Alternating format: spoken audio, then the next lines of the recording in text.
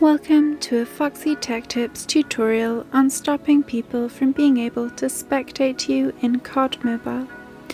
If you find this tutorial helpful, please consider subscribing to my channel and liking the video.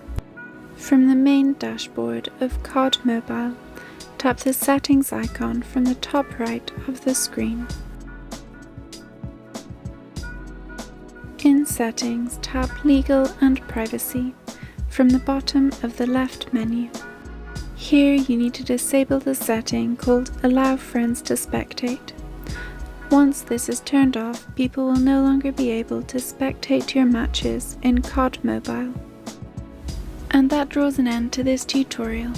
Please like the video if you found it helpful, and subscribe to Foxy Tech Tips for more Cod Mobile tips and tricks.